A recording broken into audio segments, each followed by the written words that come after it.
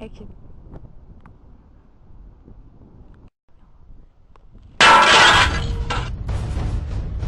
Det laver du her så tidligt. Skal du ikke hjem?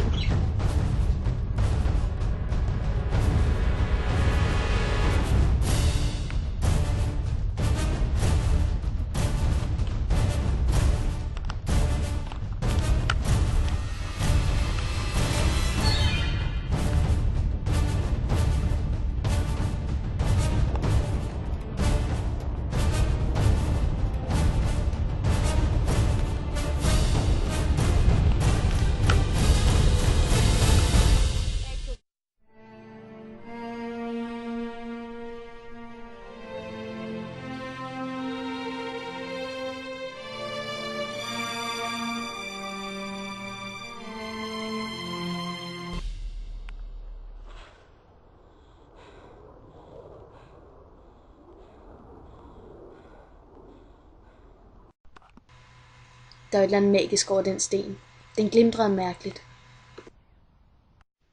Ida! Ida! Ida-pigen! Vågn op! Jeg ved, hvor min laksefar og Karl kan hende, skat. På en vigtig børnestol. Den der kjole ikke lidt for slutty. Nej, den sidder som smør på mig, skat. Den sidder som smør på, mor. Ja, prøv at tage op med den Karl, skat.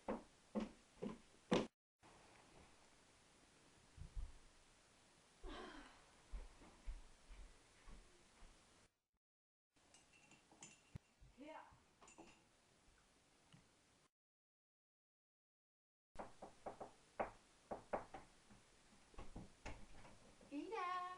Ja, hvad er der nu, mor? Har du taget den kjole på at købe til dig? Nej, hvorfor skal du det? Vi skal til julefrokost i hele Gammelgård. Okay, 2 sekunder.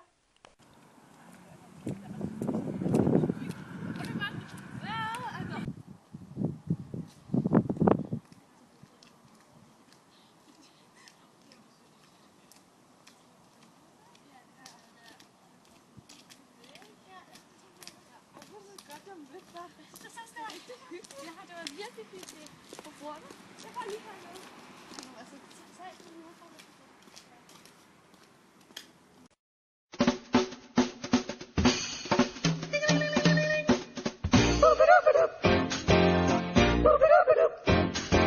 Ring, ring, ring, ring, ring, ring, ring, banana phone.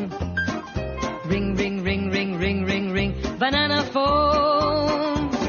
I've got this feeling so appealing for us to get together and sing, sing.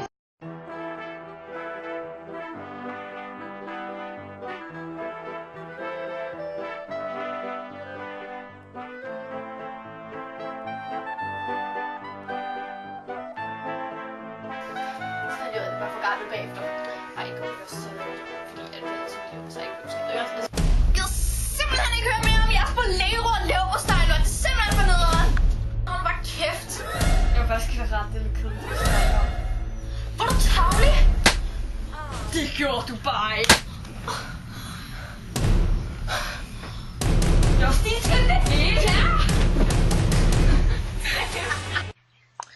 Kære dagbog. Den der sten, ikke? Det var bare landsbytøjsen, der havde leget med noget fyrværkeri og sådan. Jeg er heller ikke venner med hverken Ida eller Liva mere. Jeg ved godt, historien var lidt underlig. Men det var bare for at sige sådan: Don't mess with me, bitch. Kærlig hilsen, Astrid.